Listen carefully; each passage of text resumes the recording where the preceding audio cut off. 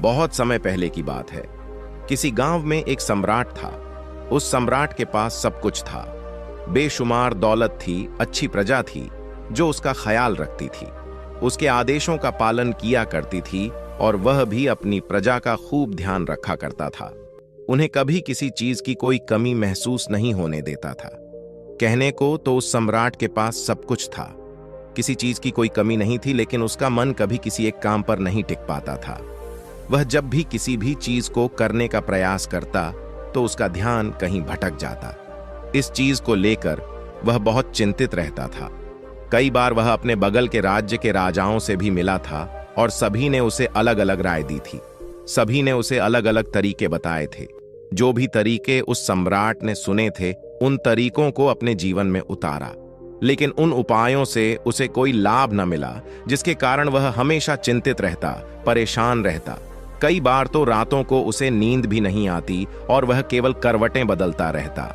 एक दिन सम्राट के कानों तक एक बात पहुंची कि उसके राज्य में एक ऐसा असाधारण व्यक्ति है जिसके शब्द अनमोल हैं, जिसके एक एक शब्द में जीवन का रहस्य छुपा है, जीवन का सत्य छुपा है। और उस व्यक्ति से मिलने के लिए लोग दूर दूर से आते हैं, क्योंकि हर व्यक्ति की समस्या का समाधान वह बहुत ही सरलता और आसानी से करता है। यह बात सुनकर सम्राट बहुत प्रसन्न हुआ। उसे लगा कि अब उसके सवालों का जवाब उसे मिल जाएगा। इतनी तारीफ सुनकर सम्राट ने यह तय किया कि वह तुरंत ही जाकर उस व्यक्ति से मिलेंगे और उसे यह भी पता चल जाएगा कि जो लोग उनकी इतनी तारीफ कर रहे हैं, क्या वह सच है या नहीं। अगले दिन सुबह सुबह वह सम्राट उस व्यक्ति से मिलने के लिए निकल गया। रास्ता कुछ ज्यादा ही लंबा था, जिस कारण सम्राट ने बीच रास्ते में आराम किया। वहां पर उपस्थित हर कोई उस व्यक्ति के बारे में जानता था। जब सम्राट ने उनसे उस व्यक्ति के बारे में पूछा तो वे लोग उस असाधारण व्यक्ति की खूब तारीफ कर रहे थे। तभी सम्राट ने सोचा कि लगता है यह व्यक्ति बहुत बुद्धिमान है, बहुत ज्ञानी होगा और प्रभावशाली व्यक्ति होगा, अन्यथा हर कोई उसकी इतनी तारीफ नहीं करता। जरूर ही उस व्यक्ति में ऐसी कोई बात अवश्य है जिसके कारण हर कोई उन्हें जानता है और उनकी तारीफ कर रहा है। उस व्यक्ति की तारीफ सुनकर सम्राट के मन में उस व्यक्ति से मिलने की उत्सुकता और अधिक हो गई। अब वह सम्राट जल्द से जल्द उस व्यक्ति से मिलना चाहता था, जिसके कारण वह आगे का सफर तय करना शुरू कर देता है। जैसे तैसे वह सम्राट उस व्यक्ति के आश्रम पहुंचा, पर आश्रम में उसे कोई नजर नहीं आया। आश्रम के पीछे एक छोटा सा बगीचा था। जब सम्राट वहां पहुंचा तो उसने देखा कि एक माली बगीचे में काम कर रहा था। उसका पूरा शरीर मिट्टी से लथपथ था, पैरों में कोई चप्पल नहीं थी। इसको देखकर सम्राट ने माली से कहा, सुनिए महोदय, इस आश्रम के मालिक कहाँ हैं? मैं उनसे मिलने आया। इस पर वह माली जवाब देते हुए कहता है, श्रीमान, आप अंदर बैठिए, मैं उन्हें बुलाता हूं, वह जल्द ही आपसे मिलेंगे। माली की यह बात सुनकर सम्राट अंदर कुटिया में जाकर बैठ गया और उस असाधारण व्यक्ति के आने का इंतजार करने लगा। कुछ देर प्रतीक्षा करने के बाद जब असाधारण व्यक्ति उस सम्राट के सामने पहुंचा, उसने देखा कि यह तो वही व्यक्ति है जो बगीचे में काम कर रहा था। सम्राट ने उन्हें नमस्कार किया और बहुत हैरानी से कहा, अरे, आप तो वही माली है जो बाहर बगीचे में काम कर रहे थे, लेकिन अब की बार तो माली एक बौद्ध भिक्षु के रूप में आया था। तभी बौद्ध भिक्षु सम्राट से कहते हैं, सम्राट, मेरा मजाक माफ कीजिए, मैं बगीचे में छोटा सा काम कर रहा था। मैं ही यहाँ का माली हूं और मैं ही वह असाधारण व्यक्ति हूं जिससे आप यहाँ इतनी दूर मिलने आए। कृपया करके अपने आने का कारण बताएं। इस पर सम्राट उन बौद्ध भिक्षु से कहता है, हे महाराज, मैंने सुना है कि आप जैसा व्यक्ति इस पूरे राज्य में नहीं है। मैंने आपकी तारीफ सुनी है। मैंने आपके बारे में कई सारी अच्छी बातें सुनी हैं। मैंने यह भी सुना है कि आपके पास जो भी अपनी समस्या लेकर आता है, उसकी समस्या का समाधान आप अवश्य करते हैं। इसी कारणवश मैं आज आपसे यहां पर मिलने आया हूं और मैं आपसे उपदेश सुनना चाहता हूं। लेकिन मेरे मन में एक शंका है। इस पर बौद्ध भिक्षु सम्राट से कहते हैं, कैसी शंका? इस पर सम्राट कहता है, मैंने बहुत से विद्वानों को देखा है, बहुत से ज्ञानियों को देखा है। वे जब भी चलते हैं तो उनके पास तरह तरह की ध्यान की किताबें होती हैं। उनके पास ऐसा कोई न कोई संकेत जरूर नजर आता है जिससे यह पता चल सकता है कि वे लोग ज्ञानी हैं, लेकिन आपके पास तो न कोई ज्ञान की किताबें हैं और न ही कोई ऐसी कला के संकेत आप में नजर आ रहे हैं। लेकिन उसके बावजूद आप बहुत शांत नजर आ रहे हैं। क्या आप मुझे इसका रहस्य बता सकते हैं? इस पर बौद्ध भिक्षु मुस्कुराने लगे और सम्राट से कहते हैं, मेरा ज्ञान तो इस संसार में प्रकृति के रूप में हर जगह है। मैं अपना ज्ञान जीवन की सरल और साधारण वस्तुओं से ही लेता हूं। पर महाराज, आप यहां किस समस्या को लेकर परेशान हैं? कृपया आप मुझे आपके यहां आने का कारण समझाएं। इस पर सम्राट कहते हैं, हे गुरुवर, मेरे यहां आने का कारण यह है कि मैं किसी भी काम को लेकर लंबे समय तक उसी कार्य पर अपना ध्यान नहीं लगा पाता। मैं कुछ ही देर में उस कार्य से भटक जाता हूं। कृपया कर मुझे अपनी समस्या का समाधान बताएं। मैं इस बात से काफी चिंतित हूं। बौद्ध भिक्षु ने सम्राट की चिंता को समझकर कहा, महाराज, आपकी समस्या मुझे समझ आ गई है। आप जिस कार्य पर ध्यान नहीं लगा पा रहे, उसके लिए मैं आपको एक उपाय बता सकता हूं। लेकिन आज आपको देर हो चुकी है। आप मुझे कल सुबह मिलेगा। कल सुबह का समय ठीक रहेगा। कल सुबह जब आप मुझसे मिलेंगे तो मैं आपके सभी सवालों का जवाब आपको दे दूंगा। यह कहकर बौद्ध भिक्षु वापस अपने बगीचे में लौट गए और वह सम्राट भी वापस अपने महल लौट गया।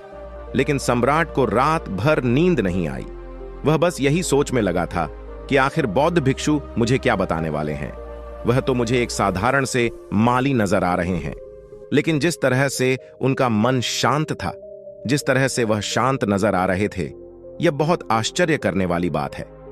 रात भर सम्राट इन्हीं ख्यालों में खोया रहा। अगले दिन सुबह सूरज निकलने से ठीक पहले सम्राट उस आश्रम पर वापस पहुंचा। वहां पर बौद्ध भिक्षु पहले से ही उपस्थित थे। जैसे ही सम्राट वहां पहुंचा, उन बौद्ध भिक्षु ने एक पानी का छोटा सा जग उस सम्राट के हाथ में थमाते हुए कहते हैं, इसे लीजिए और पौधों पर धीरे धीरे पानी डालिए। और ऐसा करते करते यह आपके सामने पूरे 15 पौधे हैं। इन सभी पर आपको इसी प्रकार पानी डालते चले जाना है। लेकिन जब आप इस क्रिया को कर रहे होंगे तो उस वक्त मेरी एक बात का अवश्य ध्यान रखिएगा कि आपको इस दौरान कुछ और नहीं करना है, न कुछ सोचना है और न ही कहीं आपका ध्यान भटकना चाहिए। आप जब इन पौधों को पानी दे रहे होंगे तो आपका पूरा ध्यान केवल इन पौधों पर ही होना चाहिए। यदि इस बीच आपके मन में कोई विचार आए तो वहीं पर रुक जाएगा और फिर दोबारा से पहले पौधे से पानी डालना शुरू कीजिएगा। और जब आप मेरी बात मानकर ठीक इसी प्रकार इन सभी 15 पौधों को पानी दे देंगे, तब आप मेरे पास आइएगा और मैं आपके सभी सवालों का जवाब आपको दे दूंगा। उस सम्राट ने आज तक ऐसा कोई काम नहीं किया था और सम्राट को यह काम बहुत छोटा सा लग रहा था। सम्राट पहली बार ऐसा कोई काम करने जा रहा था। उस पानी के जग से पहले पौधे पर बहुत ही ध्यानपूर्वक पानी दिया और फिर दूसरे पौधे की ओर आगे गया। दूसरे पौधे पर भी उसने ध्यानपूर्वक पानी दिया। फिर उसने तीसरे पौधे पर पानी देना शुरू किया ही था कि उसके मन में तरह तरह के विचार उत्पन्न होने लगे। उसे अपने महल का बगीचा याद आने लगा, जहां पर तरह तरह के फूल थे, तरह तरह के पौधे लगे हुए थे। तभी अचानक उस सम्राट को उन बौद्ध भिक्षु की बात याद आ गई। यदि मन में कोई भी विचार उत्पन्न हो तो उसे फिर से पहले पौधे से पानी देना शुरू करना होगा। तुरंत ही पहले पौधे के पास वापस पहुंचा और उसने फिर से पहले पौधे को पानी दिया। दूसरे पौधे को उसने फिर से ध्यानपूर्वक पानी दिया। जैसे ही वह तीसरे पौधे पर पहुंचा, उसके मन में फिर से कई तरह के विचार उत्पन्न होने। अब की बार यह सोच रहा था, पता नहीं मेरे बिना मेरे साम्राज्य में क्या हो रहा होगा। और अब की बार सम्राट को बहुत क्रोध आने लगा। उसने सोचा कि आखिर मैं यह छोटा सा कार्य क्यों नहीं कर पा रहा हूं। वह तुरंत ही फिर से पहले पौधे के पास पहुंचा। उसने अब की बार बहुत ध्यानपूर्वक पहले पौधे को पानी दिया, दूसरे पौधे को भी ध्यानपूर्वक पानी दिया। ऐसा करते करते अब की बार सम्राट करीबन 5 पौधों में बहुत ही ध्यानपूर्वक पानी दे चुका था। लेकिन अब की बार जैसे ही उसने छठे पौधे पर पानी देना शुरू किया, उस पानी को देखकर सम्राट के मन में नदी के विचार उत्पन्न होने लगे और सम्राट अब बहुत परेशान हो चुका था। जितनी बार वह पौधों को पानी देने का प्रयास करता है, हर बार वह असफल हो जाता। उसका मन उतना ही ज्यादा व्याकुल होता जाता और वह खुद पर क्रोध हो जाता है। सम्राट यह बात बहुत अच्छी तरह से जानता था कि वह भिक्षु उसकी परीक्षा ले रहे हैं। वह बहुत बुद्धिमान था, इस कारण उसने उन बौद्ध भिक्षु के सभी नियमों का पालन करना जरूरी समझा। सम्राट जितनी बार भी कोशिश करता है, हर बार वह असफल हो जाता। उसका मन उतना ही ज्यादा व्याकुल होता जाता है, हमेशा खुद को किसी न किसी विचार में उलझा हुआ पाता।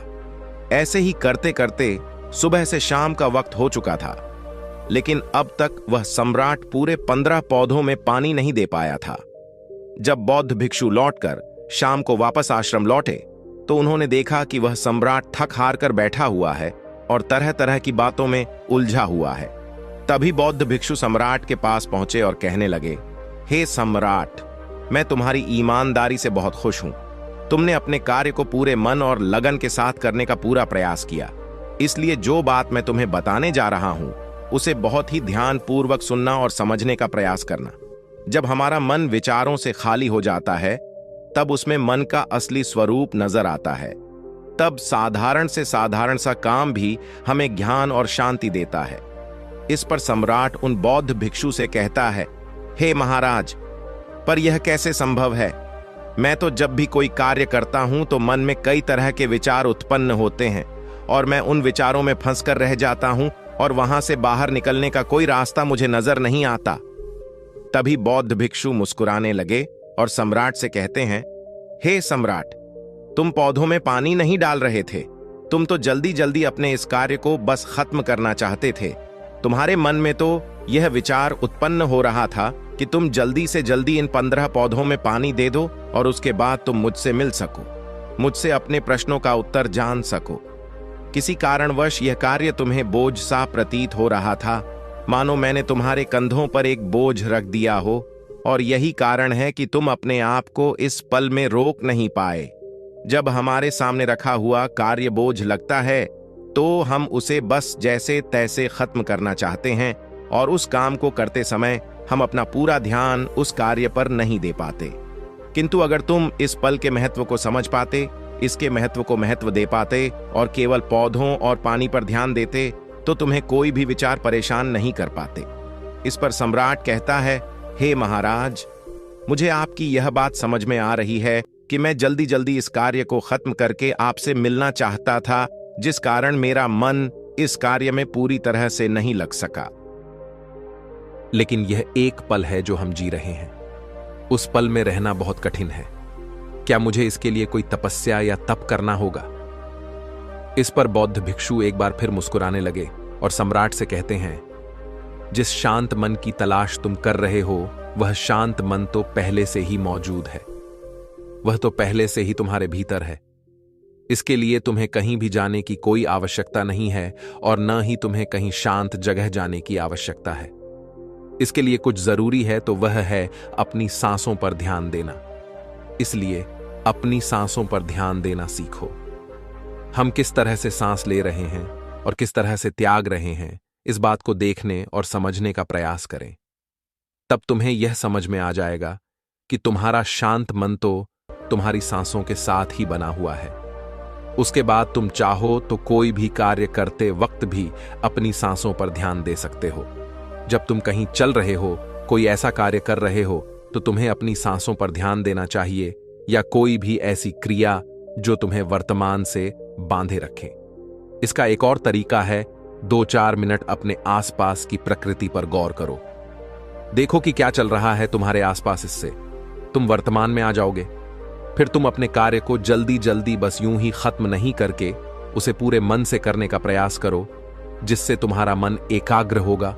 और जब तुम्हारा मन एकाग्र होगा तो तुम चाहे कोई भी कार्य क्यों ना करो, फिर चाहे वह छोटा हो या बड़ा, तुम्हारा मन उसमें पूरी तरह से विलीन हो जाएगा और वह कार्य ही तुम्हें शांति और ज्ञान भी प्रदान करेगा। ऐसे समय पर हमारे मन में किसी प्रकार के कोई विचार उत्पन्न नहीं हो पाते, और जब हम ऐसा करते हैं तो कर्ता और कर्म एक हो जाते हैं और हमारे भीतर की जो शांति है वह प्रकट होने लगती है। हम उसमें मग्न हो जाते हैं। इसे तुम चाहे तो आनंद कह सकते हो या फिर वर्तमान में जीना कह सकते हो, और यह अवस्था सरलता से प्राप्त भी कर सकते हो। बस तुम्हें केवल अभ्यास करना होगा। बौद्ध भिक्षु सम्राट से कहते हैं, जो मन मुश्किलों में शांत रहता है, मुश्किलों से भागता नहीं है, केवल सचेत रहता है। वह मन हर परेशानी को पार कर सकता है, हर दुविधा से बाहर निकल सकता है। सम्राट को उन बौद्ध भिक्षु की ये सारी बातें समझ में आ चुकी थीं। उसने उन बौद्ध भिक्षु को प्रणाम किया और वहां से वापस वह अपने राजमहल लौट आया।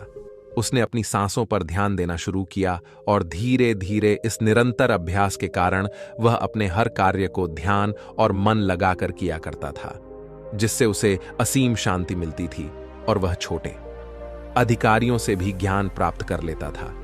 इसलिए दोस्तों, कभी किसी कार्य को बोझ मानकर मत कीजिए, क्योंकि यदि आप उसे बोझ मानेंगे तो जल्दी जल्दी उसे आप अपने ऊपर से उतारने का प्रयास करेंगे, अर्थात उसे जल्दी जल्दी खत्म करने का प्रयास करेंगे। लेकिन इस प्रयास के दौरान आप जो भी कार्य करेंगे वह पूरे मन और लगन से नहीं हो पाएगा, और ऐसे में आप उस कार्य को जो अंजाम देना चाहते हैं, हो सकता है कि आप उसे अंजाम भी ना दे सकें, और इसी कारणवश आपके मन में तनाव भी पैदा हो जाता है। हम चिंतित रहने लगते हैं, परेशान रहने लगते हैं, क्योंकि जो अंजाम हम उस कार्य को देना चाहते थे, अंजाम हम उस कार्य को न दे सकें। और हम में से अधिकांश लोग यही गलतियां करते हैं। जब उन्हें कोई कार्य सौंपा जाता है तो वह उस कार्य को करने का प्रयास तो करते हैं, लेकिन वह चाहते हैं कि वह कार्य कितनी जल्दी खत्म हो जाए, और वह उस कार्य को करते वक्त अपने आप को वहां नहीं रख पाते, बल्कि उनका मन तो कहीं और ही भटकता रहता है, जिससे हमारा मन हम पर हावी होने लगता है। हमें तरह तरह के विचार दिखाता है और हम उन विचारों में डूबते चले जाते हैं। हम उन विचारों में फंसते चले जाते हैं और फिर वहां से हमें निकलने का कोई रास्ता नजर नहीं आता, जिससे हमारे मन में तनाव पैदा होने लगता है। हम बहुत परेशान रहने लगते हैं। हम चाहकर भी किसी कार्य को नहीं कर पाते, और जो कार्य हमें वर्तमान की ओर ले जा सकता था, उस दरवाजे को हम खुद ही बंद कर देते हैं, क्योंकि वह कार्य हमें बोझ लगने लगता है। इसलिए जब भी आप कोई कार्य शुरू करना चाहते हैं तो उससे पहले अपना पूरा ध्यान अपनी सांसों पर केंद्रित करें, और फिर आप चाहें तो अपने काम के दौरान भी अपनी सांसों पर अपना ध्यान लगाए रख सकते हैं। और यही सांस का जो ध्यान है, ये आपके काम के ध्यान में परिवर्तित हो जाएगा, और इस कार्य में जो भी कठिनाइयां उत्पन्न हो रही हैं उसे आप पल भर में सुलझा देंगे। फिर चाहे कैसी भी विपरीत परिस्थितियां आपके सामने क्यों ना आ जाएं, आप उस कार्य को पूरे मन और लगन के साथ पूरा करके ही रहेंगे।